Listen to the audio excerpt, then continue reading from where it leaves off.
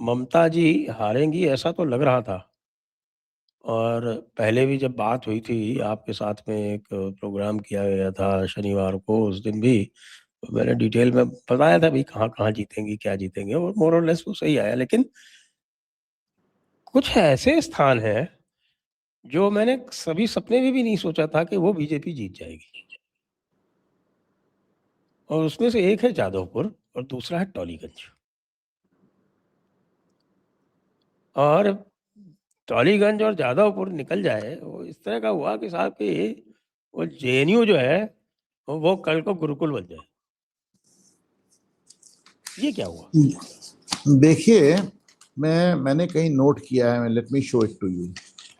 ममता बनर्जी ने इस बार 47 मुस्लिम उम्मीदवार खड़े किए, 47। और उसके मुकाबले विपक्षी पार्टियों ने, हाँ इसको जरा काउंट करें साहब, ममता बनर्जी ने 47 मुस्लिम उम्मीदवार खड़े किए और उसके खिलाफ कांग्रेस पार्टी ने 78, लेफ्ट पार्टीज ने 29, इंडियन सेकुलर फ्रंट ने 24 और अपनी दोनों सीट जीत जाने वाले हुमायूं कबीर ने 90 मुस्लिम कैंडिडेट खड़े किए। यानी ममता बनर्जी के 47 मुस्लिम कैंडिडेट्स के सामने विपक्ष ने 225 मुस्लिम कैंडिडेट्स खड़े किए। आप सोचिए कि मतलब किस तरह मुस्लिम वोटों का विभाजन किया गया है। हुमायूं कबीर का वीडियो सामने आया जिसमें उनकी भारतीय जनता पार्टी से साठगांठ वाली बात साबित हुई। उसके बाद बंदा अपनी दोनों सीट जीता और 2 सीट पे उसने टीएमसी का खेल भी बिगाड़ा। तो आप ये सोचिए, उसने तो जाके किसी को लड़ा दिया था ममता के खिलाफ भी भवानीपुर में। हमने देखा नहीं कौन बेगम थी, उनको कितना वोट मिला, सम बेगम। माय पॉइंट इज कि ममता बनर्जी का जो मुस्लिम वोट बैंक, उनका जो सबसे बड़ा चंक था, उसको आप इस तरह समझे कि विपक्ष और ममता मिलाकर करीब 250 मुस्लिम उम्मीदवार लड़ रहे थे। आप तो मुस्लिम वोटों का कुछ ना कुछ तो विभाजन होना ही था, इसमें कौन सी आश्चर्य की बात है। दूसरी बात, एक बार प्रशांत किशोर ने कहा था कि बंगाल में भाजपा को जीतने के लिए 10 में से 9 हिंदू चाहिए।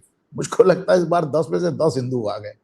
तो एक बहुत जबरदस्त चेंज नजर आया, बहुत जबरदस्त। और देखिए, मैं पहले दिन से एक बात जान रहा था, ये बात, मैं बंगाल गया नहीं था पर मैं ये बात कह रहा था कि बंगाल में कोई एग्जिट पोल, कोई ओपिनियन पोल संभव ही नहीं है। जब तक ममता हार नहीं जाएंगी, लोग अपना मुंह नहीं खोलेंगे, वोट नहीं देंगे पर मुंह नहीं खोलेंगे। अभी भी देख लीजिए, हारने के बाद क्या तमाशा मचा के रखा है उन्होंने।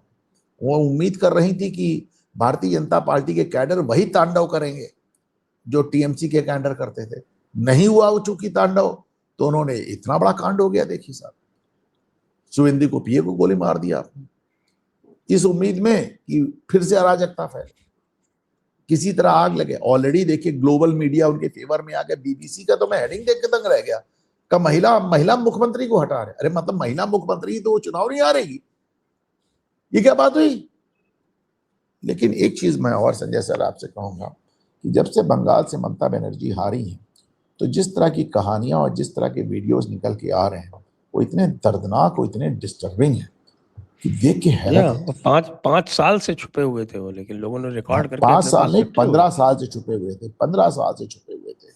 मतलब अभी मैं देख रहा था, वो ऑप इंडिया वाली नूपुर बता रही थी कि किस तरह 11-11 साल की लड़कियों को गैंग रेप करने के लिए होटलों में कमरे किराए पे लिए जाते थे।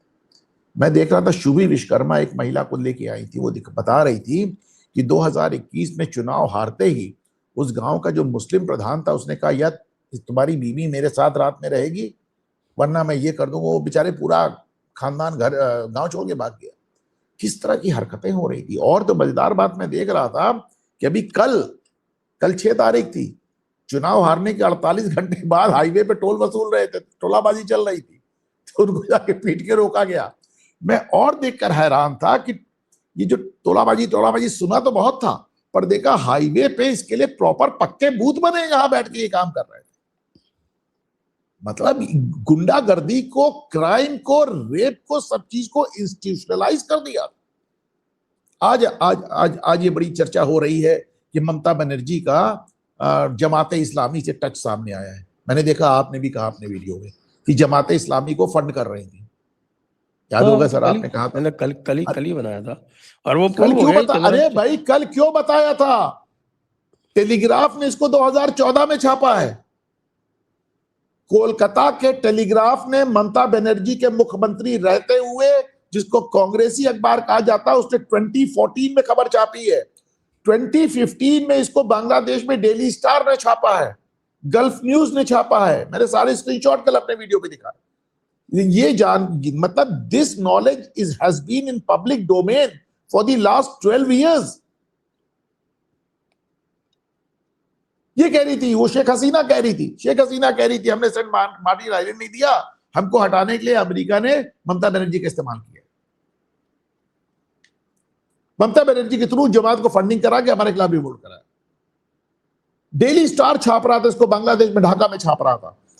टेलीग्राफ जैसा अखबार, जिसको टोटली प्रो कांग्रेस अखबार कहते हैं, कोलकाता में आज से 12 साल पहले, लेट मी शो यू, मैं दिखाता हूं आप, 12 साल से छाप रहे थे। और बड़ी वो देखा है मैंने, हाँ, देखा है। दिक्कत क्या है कि जो खबरें आ रही हैं बंगाल से, ये मुझे दो तरह से, एक तो जो हो रहा है वो हुआ, दूसरी बात है कि भाई जो बंगाली मीडिया उसकी हिम्मत नहीं थी दिखा दे, और जो नेशनल मीडिया ने जो पाप किया है, इस पाप को इस नेशनल मीडिया को भोगना पड़ेगा। इन्होंने 15 साल तक ममता के हर गुनाह पे पर्दा डाल के रखा, हर गुनाह पे इन्होंने कभी सामने नहीं आया। अब देखिए क्यों नहीं, राजदीप सरदेसाई यहाँ पे, मुझे याद है जब अतीक अहमद की बात कर रहे थे, कह रहे भाई अतीक अहमद गुंडा था, मुझे क्या मालूम, मैं तो गया था, मुझे बहुत अच्छी बिरयानी खिलाई थी। इज दैट हाउ यू जज कि मुझे अतीक अहमद ने बहुत अच्छी बिरयानी खिलाई थी, मैं उसको गुंडा नहीं मानता? ये नेशनल मीडिया का कैरेक्टर है। तो वो हमारा खतनावीर जो है वो कम बड़ा गुंडा है क्या? ये तो मेडिसन का थी मैवरिक को मेडिसन, या क्या बोलते हैं उसको, मेडिसन का मवाली, भूल गए आप? मेडिसन स्क्वायर गार्डन पे जब बॉक्सिंग कर रहा था वो, किसकी बात कर रहे हैं? मेडिसन का मवाली राजदीप सरदेसाई, खतनावीर। अच्छा, उसके लिए भी देखिए क्या कह रहा था, उसके लिए कह रहा था मोदी जिम्मेदार है। आज वीडियो में कह रहा है राजदीप कि ममता बनर्जी बड़ी ईमानदार नेता थी, उनकी पार्टी करप्ट थी, और जब अमेरिका में मेडिसन में इसके साथ धक्का मुक्की हुई तो कह रहा है इसके लिए मोदी करा रहे हैं। अमेरिका में जो हो रहा है उसके लिए मोदी करा रहे हैं, ममता की नाक के नीचे जो हो रहा है उसके लिए ममता जिम्मेदार नहीं, सोचिए।